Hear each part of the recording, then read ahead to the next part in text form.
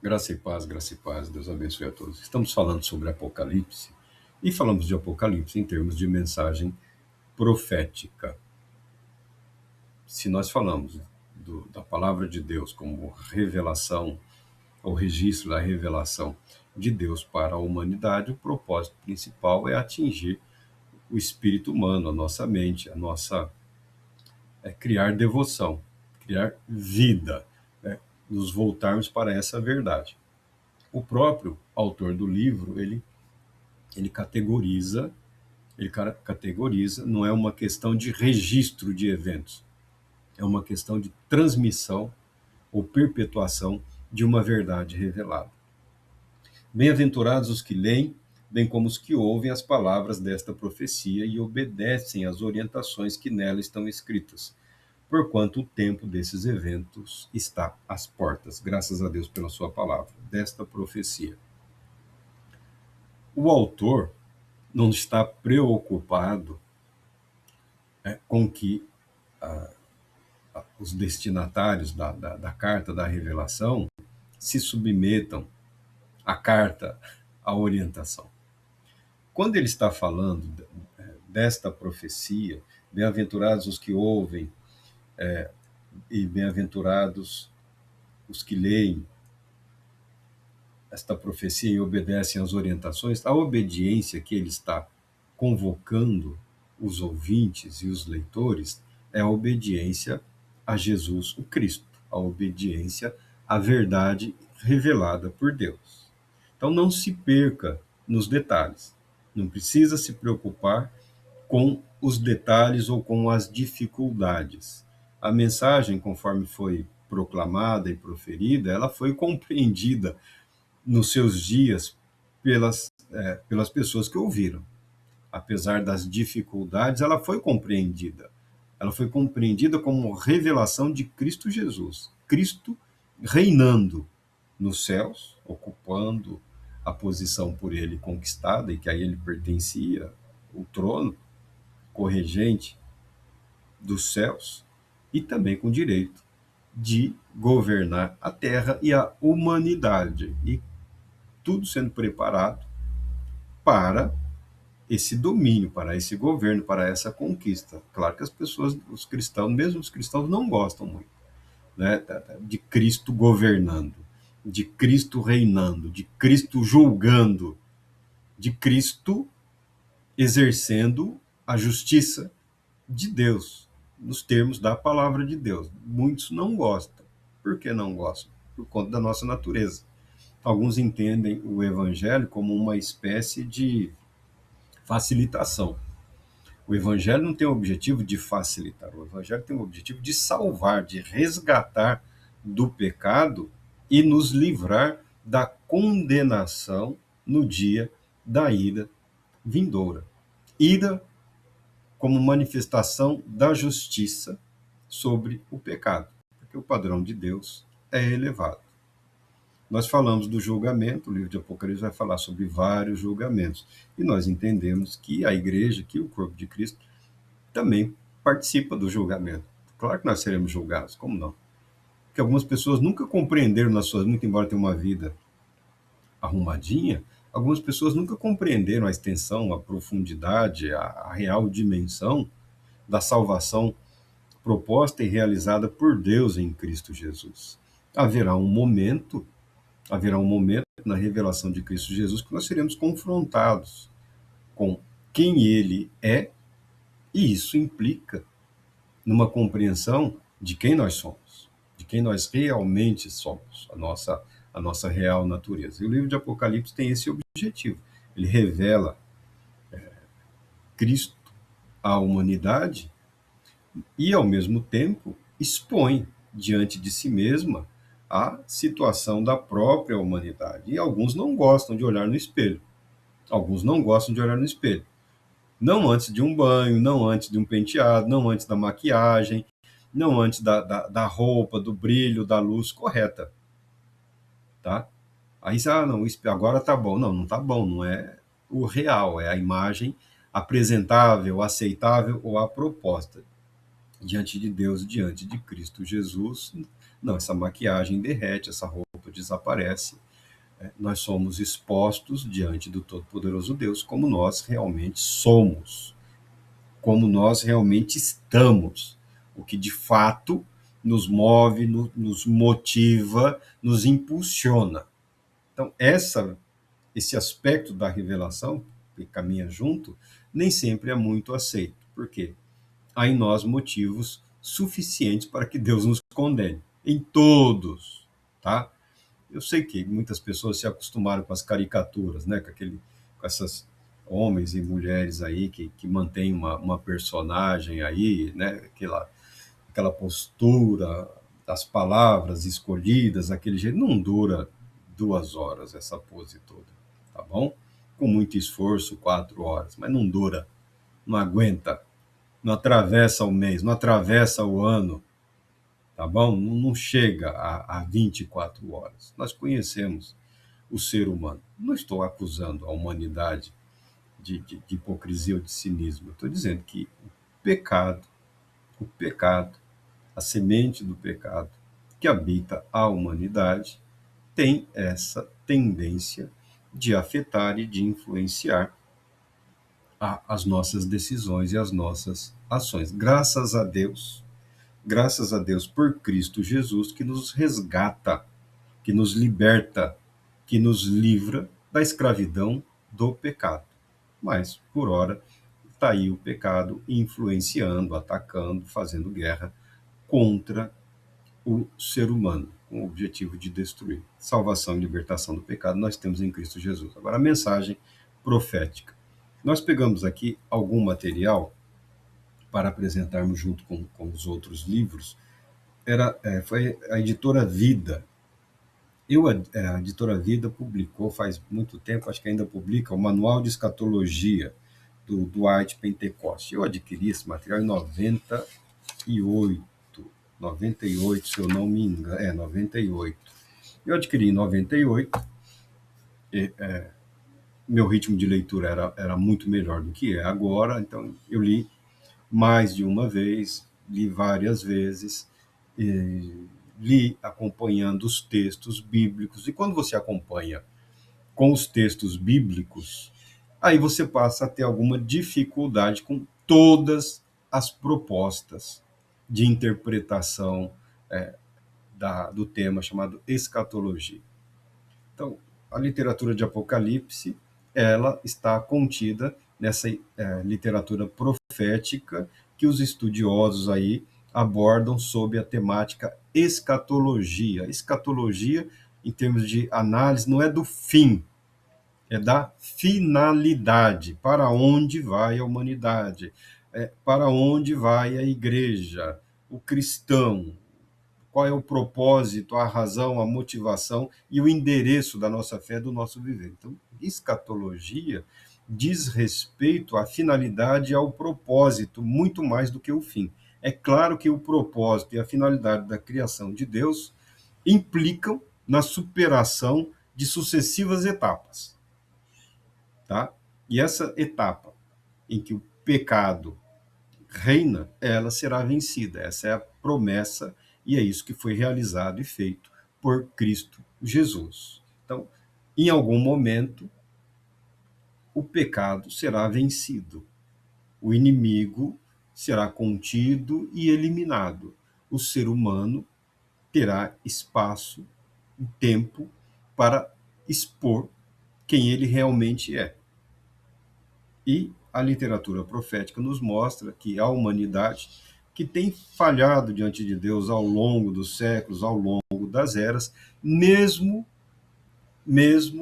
Deus restaurando as melhores condições no chamado milênio aqui, já vamos, que eu acredito que será literal. Se ele durará exatamente 1000 anos, aí eu já não me atrevo a dizer. Talvez seja 997 ou 1143, estou falando números aleatórios, não sei, mas eu entendo, eu interpreto que milênio será o tempo suficiente para. Então será um tempo de paz, será um tempo em que Satanás estará aprisionado, impedido de agir e de atuar. A capacidade humana de viver muito será restaurada, tá bom? Será um tempo de muita paz, um governo santo, um governo correto, um governo justo. E a Bíblia mostra que ao final, quando Deus soltar o inimigo da humanidade, infelizmente, né, muitos se aliarão a Satanás numa revolta, numa rebelião contra Deus, tá? Então a questão que baseia a interpretação não é o ambiente e não são as condições sociais, políticas ou econômicas nas quais nós estamos vivendo. O que será levado em consideração é a maneira como nós nos dispomos a viver a verdade revelada por Deus. Eu sei que muita gente está sofrendo, muita gente está passando dificuldade, a tribulação é intensa, a questão econômica, a guerra, a aflição, os movimentos de ódio se intensificando, porque é diabólico, é satânico, ensinando as pessoas a odiarem. Você tem pastores, padres, religiosos cultivando, expressando o ódio, a amargura, o rancor, o ressentimento. Por isso eu falo, fuja dos frustrados, fuja dos frustrados. O cara fala que é pentecostal, isso, aquilo, não é nada. Não fala em línguas, não profetiza, não interpreta, não é nada. É uma fraude completa e absoluta. Para que você vai seguir alguém que não vive aquilo que diz ter domínio? Tá? Se é para viver, procure viver intensamente, de acordo com as suas convicções, viver em obediência a Deus. Que cada um cumpra o seu ministério, cada um cumpra o seu propósito, mas o chamado é a obediência, o chamado é a submissão a Deus. Profecia. Como interpretar, ou como podemos interpretar, ou quais são os elementos que o conhecimento humano disponibiliza para que nós possamos compreender adequadamente o que se trata a mensagem, a linguagem profética. Aí nós pegamos aqui o Pentecoste, ele publica esse material e serve aqui como início para as considerações. O que caracteriza uma profecia? O que caracteriza a profecia? Então ele apresenta aqui alguns tópicos, ele apresenta quatro fatores. Depois nós vamos pegar outros autores que falam sobre isso. As características das profecias do Antigo Testamento ele apresenta quatro.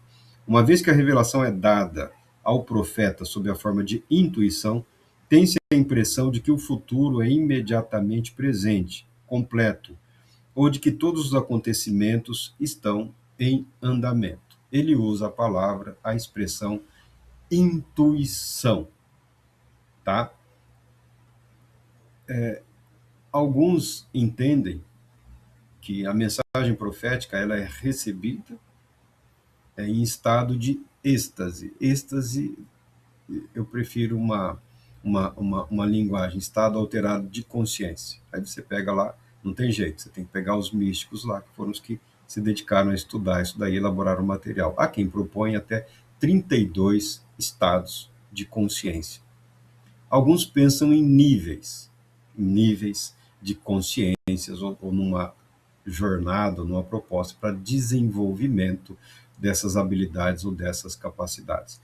Mas se você observar atentamente esses 32 propostos estados de consciência, ele significa uma expansão do estado mental de consciência, o estado alterado de consciência.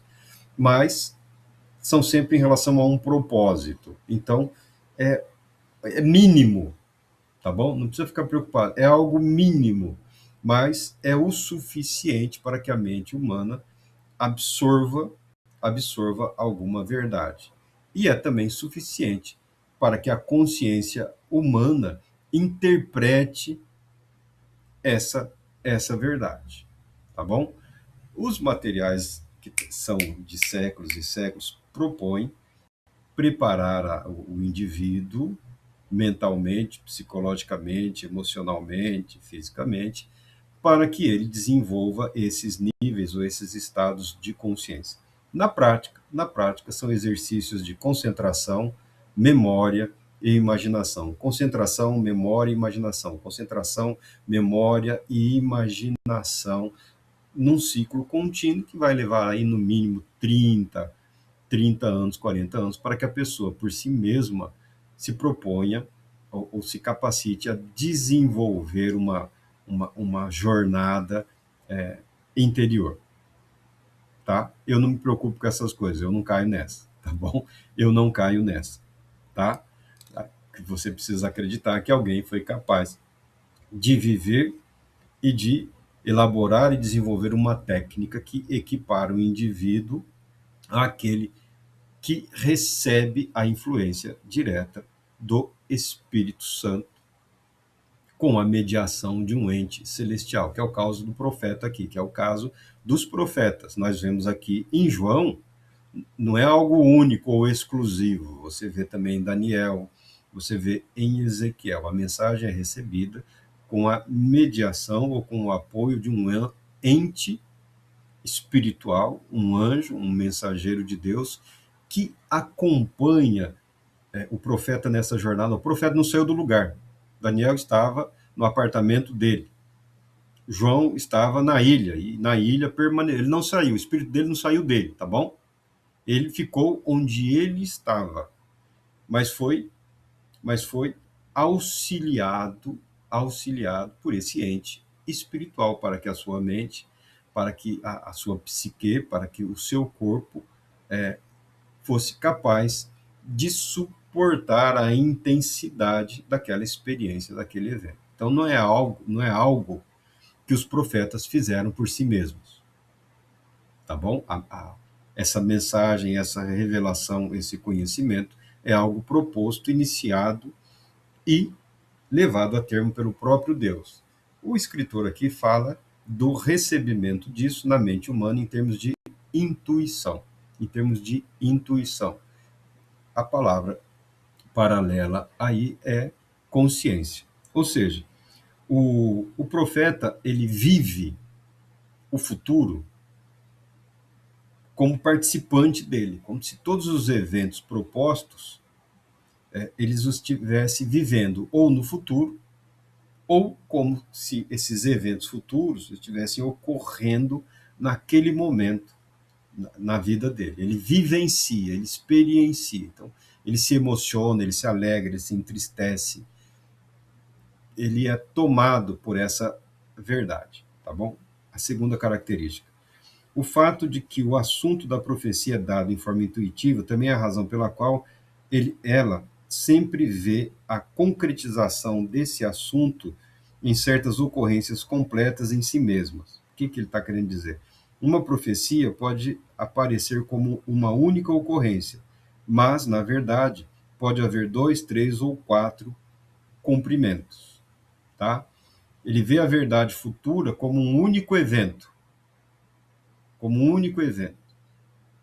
mas uma análise detalhada da profecia e a observação da história. Nós temos o privilégio da história, do cumprimento das profecias. Tem aí o pessoal que estuda profecia, quando se cumpriu, como está sendo cumprido, e as que ainda não se cumpriram. Então, olhando para trás, é obviamente mais fácil você entender que o que foi dito e anunciado, às vezes ocorre ao longo dos anos, não é sempre um único evento imediato. Eu falo, por exemplo, da destruição de Nínive. Levou séculos até que a cidade desaparecesse, e já não existe mais. A Babilônia levou séculos para que desaparecesse, já não existe mais. A profecia se cumpriu em etapas, mas infelizmente se cumpriu, porque as pessoas não se arrependeram, tá bom? Terceiro, já que o assunto da profecia se apresenta ao leitor como uma série de fatos individuais, pode parecer às vezes que os prognósticos individuais se contradizem quando são, na realidade, apenas partes nas quais as ideias reveladas foram separadas, complementando-se mutualmente, isto é, as imagens contrastantes do Messias em estados de sofrimento e glória. Então, aqui ele chega no que nos interessa, né? Quando fala de Cristo Jesus. Nós selecionamos, tá bom? Infelizmente, nós selecionamos. O cristão pega todo o material da mensagem profética, Cristo sofrendo por nós, Cristo intercedendo por nós, Cristo pagando pelos nossos pecados, Cristo nos justificando. Amém. Cristo reinando, Cristo governando, Cristo julgando. Aí já não gostamos, os judeus gostam, eles gostam dessa ideia do Messias que, que conduz o povo numa vitória triunfal. Agora, boa parte também dos cristãos estão adotando essa visão ou essa perspectiva, mas de uma forma equivocada, né? Não no reino de Cristo Jesus, mas como pretexto para as suas próprias ambições pessoais, tá? Então, essa seleção diz respeito ao indivíduo. O judeu pega a Bíblia lá, ele entende que a Bíblia, aquela mensagem é para o judeu estão sempre falando do judeu.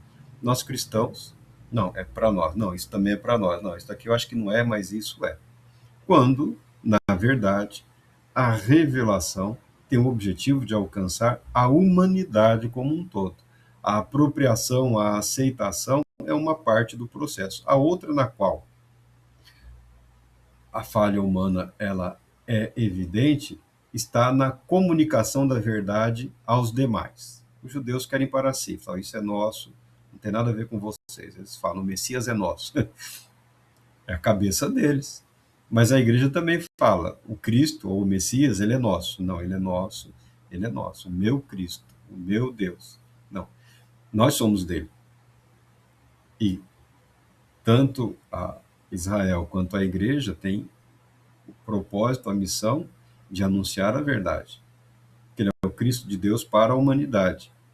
Ele é o Cristo de Deus para a humanidade. Quando negligenciamos essa etapa final do processo, falhamos com ele e entristecemos o espírito da graça. E temos a tendência de tentar manipular a palavra de Deus de acordo com as nossas necessidades ou padrões que alguns aí buscam estabelecer, tá? O assunto profético está na forma de intuição, o que significa ainda que, no que diz respeito à sua forma, ela está no nível do próprio observador, isto é, o profeta falou da futura glória nos termos de sua própria sociedade e experiência.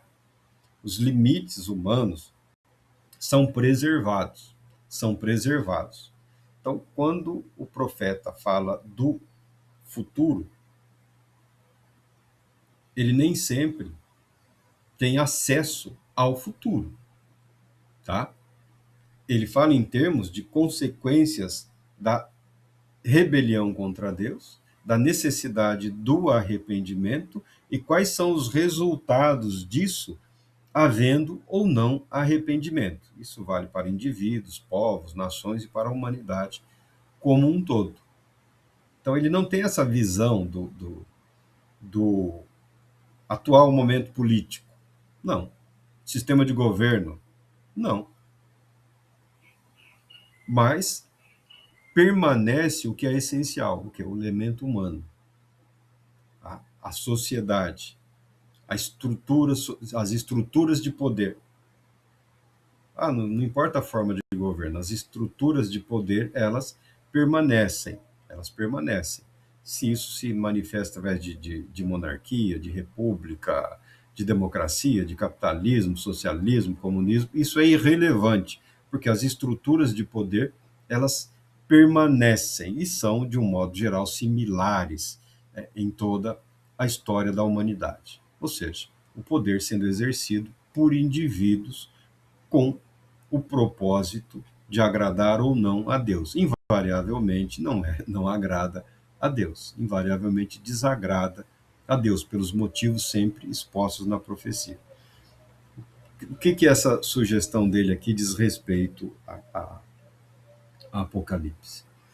O profeta, ele é levado ou conduzido através de uma série de visões ou de revelações que dizem respeito à preparação, à vinda de Cristo Jesus, o retorno, o parúzia, e os eventos decorrentes.